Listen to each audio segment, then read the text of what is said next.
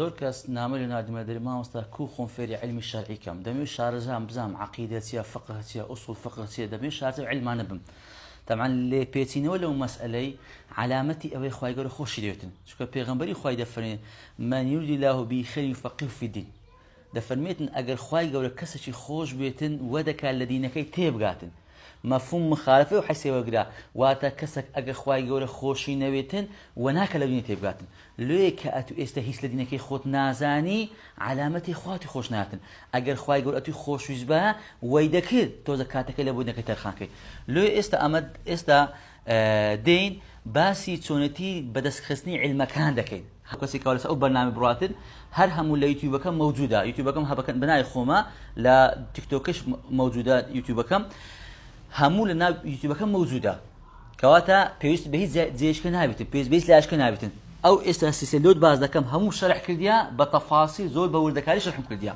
طبعا يكم شكوا إنسان بخينيتن لو مسألة كودز بعلمكاتن أو كتابة مهمة خلاصة تعظيم العلم الشيخ صالح عصيمية لو مهمة أوا فير الدكا علم تيا لو دبي إنسان علمي شرعي بخينيتن كو بخيني لا شيء بخينم أو أنا هموي برسيارة تكو زود زاران كابر خليج علم الشرعية بلان بيبرهما نتيجينية لو لبري ريقش غلطي قلتيا لو أوا فير الدكاتن علم لكن مهم بي لكن خوش شويش بيتن والريكانش بيدرتن باشا دين السرية كم علم كوا إنسان بخيني لبو كسج كوا دز بعلم شركات مهمة تسكي مهمة تسكيتيا يعني واتا برودكني دل ليه كتابك ما شرح كديا أيها الولد إمام غزالي كوا بس يزيد شرح ما كديا كتابة الزور تيرو تسلا لسر باب التسكي إنسان كبخينتوا وردا دلكي برو لا إخوة جولسي وردا برو علم شرعي هنقادنت لو هم زادرم زور مهمة إنسان علم التسكي بخينتن سنك علم كان ببي التسكية دريش رقل دروز دكان درك لو دروز دكان براستي كابرا تماشى دكي أهل علمه كسي حسودي بيديتن كسي رشلي يدبتو دري باش كاكا وزور سيلا هو علم شرعي نخين ديو كابرا نا أو علمانا پروردتناكن أو پروردكاتن تسكي مهمة لو خطوية كم علم أمن هم زادرم تسكي زور مهمة إنسان بخينتن أو خالقه لباشو التسكي التواكر جرينكترين علم إنسان بخينتي عقيدة جرينكترين علم إنسان خوي بخريكاتن لبروي عقيدة خواي جوري كم زال كبيغمبري روانكر عقيدة فكر وبيغمبري خوي عليه السلام كصحابة كان فكر عقيدة فكر جاء أمد دكتور من العقيدة شرح كرديا يجن أصول ثلاثة كوكتابة مشهور محمد عبد الوهاب كتابة كرتو بوختا بلام أمد بكرتو بوختا شرح معنا كرديا أما شرح دريج ما كرديا بشادي أواني كواخين تكون إسلا زيادة لسه طلب لك أو شرحي رويشتيا يعني نامم له هاتي نايناسم قسم بالله نايناسم بزري والله ما مستب حياتي خو شرحها بقوت نديتيا درس شرح أصوصات الخينديا بس شرحي ها شوي ونديتيا تقول شرحكي زور بتفاصيل زور بوردكاريا باس ما كديا طلبه هي نعمل نادي مدري والله ما مستا يك بيتش متنا برانديا لو هردم بودي ما مستا اقصى زور مهمنيه بانا نسم ديغو همو شرحكم نشتلو بابته كان ما بوردي باس كديا لو زور انسان او كتاب اصوصات بخيني اجد زارت خينديا هر بخيني او شرح جوازا كاو شرح دخيني ودا زاني سنخينديا كم زار دخيني لباشوي او التواكر العقيده خود بقوه تركا تسخيني شرح السني مزني شرح سني إمام مزني كوطلب إمام الشافعي وبهج درسي بتلو تصلي تقريبا 9 ساعات بهج درسا هداش ساعات قد قد سارقة زور بتفاصيل باس ما كرديا نزيك صد طلبة لقى أو شرح خينديتي يعني شرحة زور تلو تصلي العقيدة خيديا كلا عقيدة كامل بوي أقدر بليرة بزممينه خلشي أورو ليرة بزما هكا عقيدة كشار زابوي جرينجا بزاني عقيدة لشي هاتيا كو هاتيا كو تعامل لقى بابا تكاري كذا كاتل لوي هاليرة بزممينه ورسع المكانكا دو علم مان هي دينجي لو هم علم مكانكا اجاتي له عقل تيبغي اجاتي له فقه تيبغي اجاتي له تفسير تيبغي اجاتي لهر علم تيبغي دبي اقل لو دو علمي هبيتن والله استا زور بي قمرايا كانت دوز بيتن لجاهل بن بدو علم دوز بيتن يجان علومي حديثه كوا مختصر علوم حديث ما شرح كده بخو مكتابك ما دانا اسمه مختصر علوم حديث كتابك كرتو بوخت سيلا برا بدوازه ده شرح ما كرديا بدوازه شرح ما كرديا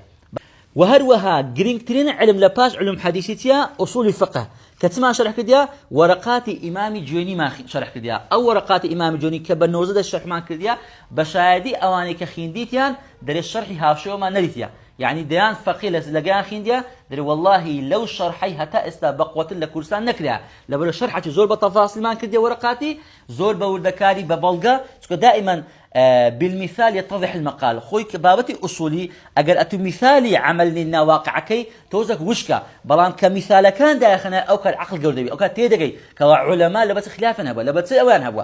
ذاك أتو شارز أو دو علمي بوي علومي حديث وأصول فقه الشارز أبوي كوات استا أتو كسشي آمادي هر علمش دخيني احتياجية هر علمش دخين ليه تيدقي هر علمش دخين ديزاينز بعسس كاتب كابراها يا عقيدة بس عقيدة كاتب كتفر له دو علمي نازاينتب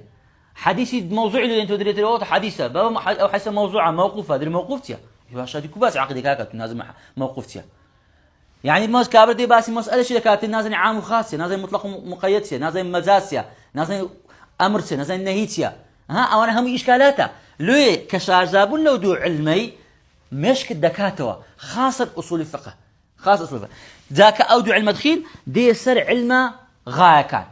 او كاتي لعلم غايه كان تيدقي اما نابي لي بزمين او انا علمي النا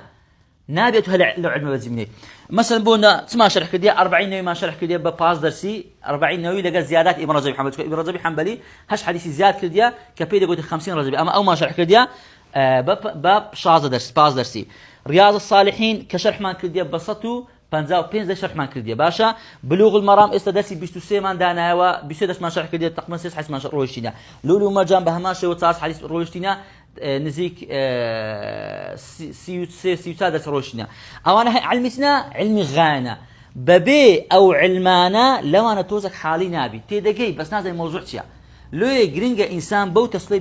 بيت اخواري صراحه تزكيه عقيدة علوم حديث أصول فقه لقى علم غاية كان أو علماني كوال لقيامته حسابي لسرع يعني ناكل نزاني بيغمر خلشي وتعسم ناكل نزاني تخواي يقولوا لو آتي سريتن أو أنا همو برسالي قيامتين آقا داربا دبي إنسان آقا لو علمانا هبيتن سكون علمي غاينا باشا بلام علم غاية كان ببيع علم آلة كان سودي لينا بني زاو كتاب من كيسة باس مان كرديا